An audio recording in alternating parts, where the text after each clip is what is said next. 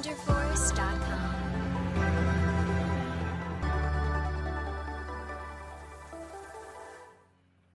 Muy buenas con todos, bienvenidos al curso de Ingeniería Sismoresistente. Hoy vamos a empezar con una pequeña introducción al curso y qué aspectos son importantes a la hora de poder diseñar. Entonces, vamos primero con los criterios estructurales que debemos tener en una edificación. Tenemos a nuestra estructura, que está conformado por los pilares, la losa, viga, en la cual a esto nosotros lo vamos a llamar un armazón o cascarón estructural. El tiempo vida útil de una estructura es de 50 años. Luego de los 50 años, ya nosotros tenemos que ir pensando en reforzarla o hacerle su mantenimiento, ¿de acuerdo? Ahora, si nos vamos por en el diseño que hay que tener en cuenta, vamos a tener que tener en cuenta dos cargas, las cargas verticales y las cargas horizontales. En cargas verticales vamos a tener que tener en cuenta la carga muerta y la carga viva. En cargas horizontales vamos a tener en cuenta la carga de sismo. La carga de sismo va a venir horizontalmente. Ahora lo que vamos a detallar es cómo se hace un proceso de la construcción de una estructura. En primer lugar, para esto el arquitecto nos va a dar nuestro diseño de la arquitectura, obviamente, ¿de acuerdo? Luego de eso, nosotros vamos a tener la topografía del terreno donde se va a ejecutar la obra.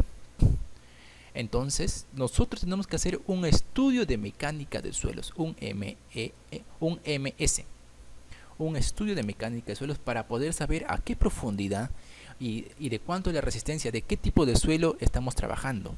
Es muy importante nuestro estudio de mecánica de suelos. Una vez teniendo estos tres factores, vamos a poder hacer nuestra estructuración de nuestro diseño. En nuestra estructuración de nuestro diseño va a abarcar nuestro predimensionamiento. En predimensionamiento ya sabes que ahí vemos de qué tamaño va a ser nuestras vigas, nuestras columnas, zapatas, nuestras losas, escaleras, todo lo que venga a ser estructuras, ¿de acuerdo?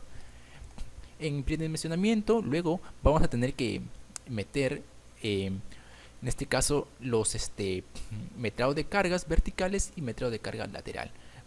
En metrado de cargas verticales, carga muerta más carga viva, y en el metrado de carga lateral, el sismo. Para eso se va a hacer dos tipos de diseño, modelo 1 y modelo 2. Entonces vamos a hacer un análisis en este caso para el modelo 1 utilizando metrado de cargas y un análisis de modelo 2 utilizando las cargas de sismo. Esto nos va a dar, al final, si el diseño que estamos haciendo, en este caso en el programa, ya sea el SAP, el ETABS, el Robot, el CPCAD, nos va a decir si está conforme o no. Vamos a hablar un poquito sobre la carga muerta que tenemos que tener en cuenta. En una losa aligerada, vamos a tener que el peso de la losa va a ser igual al área por, en este caso, el espesor de la losa. Y tenemos un pequeño cuadrito donde el espesor de la losa es de 17 centímetros. Entonces su peso va a ser de 280 kilogramos fuerza por metro cuadrado. Si es de 20 centímetros va a ser de 300, de 25, 350, de 30, 420. Este cuadrito, ¿dónde lo podemos encontrar? Si tal vez te estás haciendo la pregunta, en la E.020 del reglamento, que vendría a ser metrado de cargas, ¿de acuerdo? Ahora vamos a hacer un pequeño calculito así rápido, lo más sencillito. Supongamos que si nuestra losa es de 280, el espesor es de 17, y aplicando esta fórmula sería entonces 280 por, en este caso, el área. Supongamos que el área a techar de nuestra losa es de 10 metros cuadrados. Simplemente tendríamos que multiplicar y ya nos saldría que el peso de nuestra losa sería de 2800 kilogramos por kilogramos fuerza, ¿de acuerdo? Entonces así de sencillo se saca en este caso el peso de una losa, pero eso vendría a ser un peso de una losa en bruto, se podría decir, ¿de acuerdo? Entonces ahora vamos con los materiales de lo que vamos a trabajar. Ejemplo, en un concreto armado, su peso específico va a ser de 2.400 kilogramos por metro cúbico. En el del acero va a ser 7.800 kilogramos por metro cúbico y de la albañilería va a ser 1.800. En el cuazón, para un concreto armado se trabaja con 0.2, para el acero con 0.3 y para la albañilería con 0.25. En su elasticidad, para el concreto armado va a ser 15.000 por la raíz cuadrada del FC. El FC tú sabes que es la resistencia del concreto. Puede ser 210, 280, 250. Ya depende de ti la resistencia con la que vas a trabajar. En el módulo de elasticidad del acero va a ser de 2 por 10 a la 6. Y de la albañilería va a ser 500 por el F'. Ahora vamos con la carga viva. De igual manera, lo vamos a encontrar en el reglamento de la E.020. Aquí vamos a tener muchos factores. Ejemplo, aquí solamente he colocado 3, pero hay muchos más. Para una vivienda en la carga viva vamos a trabajar con 200 kilogramos por metro cuadrado. Para un colegio vamos a trabajar con 250 kilogramos por metro cuadrado y para un hospital con 300 kilogramos fuerza por metro cuadrado. Fuera de esto, una vez que nosotros hayamos calculado el peso total del edificio más el peso de la cimentación sobre el área de la cimentación, nos va a dar el Q admisible, la carga portante. Este de aquí, ¿dónde lo vamos a obtener? De nuestro estudio de mecánica de suelos. Por eso es muy importante, cuando nosotros hagamos nuestro estudio de mecánica de suelos, lo mandemos al laboratorio, van a hacer sus calicatos obviamente, nos van a dar de cuánto es nuestro Q admisible. Entonces aquí cuando nosotros hagamos nuestro cálculo, porque esto es lo que nosotros vamos a hallar y esto es lo que ellos van a darnos, nos tiene que resultar menor de lo que ellos nos estén dando. ¿Y cómo lo hacemos de repente cuando no cumple? Podemos ensanchar nuestro área de cimentación. En área de cimentación me refiero a nuestra zapata. Es por esa razón que cuando a veces tienes un suelo bastante malo, utilices una platea de cimentación y de esta manera reducimos considerablemente para que en este caso sea menor que la carga admisible.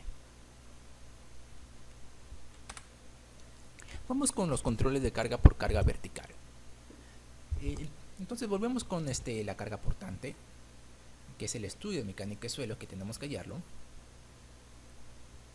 Entonces, y tenemos los perfiles, los tipos de suelo que vamos a utilizar. Esto está de más decirte que esto te va a dar el estudio de mecánica de suelos.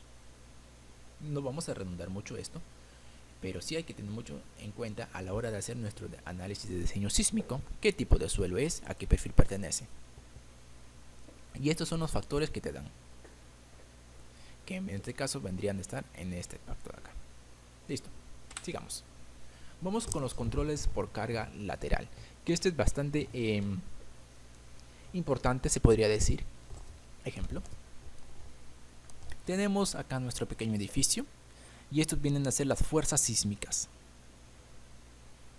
Si nosotros acá, una vez que nosotros lo hayamos pasado a nuestro diseño, me refiero al pasarlo al SAP, al ITAPS, al Robot, al CPCAD, nos van a dar en este caso las diferencias de deformaciones, las distorsiones entre piso que va a haber, ¿de acuerdo? Vendrían a ser, una vez que nos dan esto, nosotros vamos a calcularlo entre las alturas, y esto nos tiene que cumplir que tiene que ser menor que 0.007. Tiene que cumplir con la norma de E.030. Al cumplir, cuando nosotros sacamos nuestras divisiones y calculemos nuestras deformaciones y nos cumpla que es menor que 0.007, entonces podemos decir que nuestro diseño está ok, está perfecto, siempre y cuando cumpla con las combinaciones de carga de la E.060.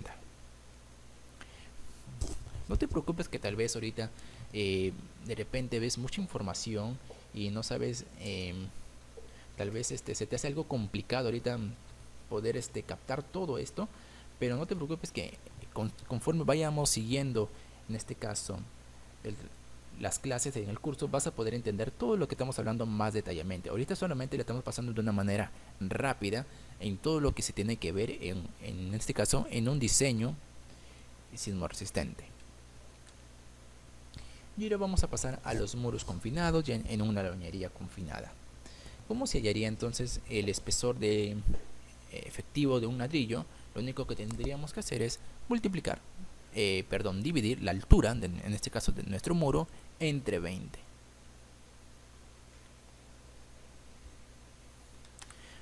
Y aquí tenemos los muros confinados, que de igual manera vamos a encontrarlo en la E.070, donde vamos a poder hallar el esfuerzo axial máximo.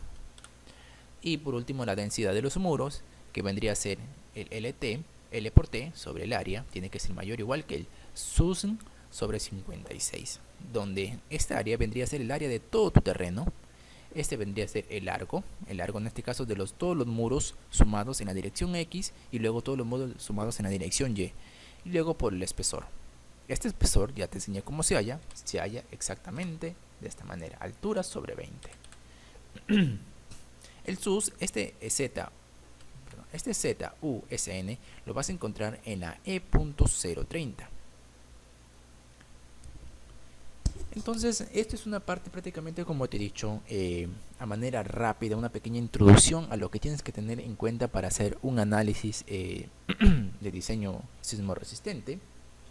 Y nosotros vamos a empezar entonces la clase con el predimensionamiento, porque obviamente que la arquitectura ya la tienes, porque el arquitecto te va a dar en este caso el diseño, el estudio de mecánica de suelos te va a dar en este caso el laboratorio, cuando se hagan las calicatas, la topografía de igual manera, y bueno, la estructuración, que vendría a hacer todo esto de acá.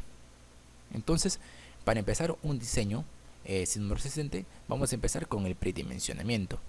Una vez que terminemos el predimensionamiento, se empieza por el metrado de carga vertical y el metrado de carga lateral, y luego se empieza a pasar al programa y vemos si es conforme o no conforme, y listo, habremos hecho nuestro diseño, o mejor dicho, nuestra construcción aporticada.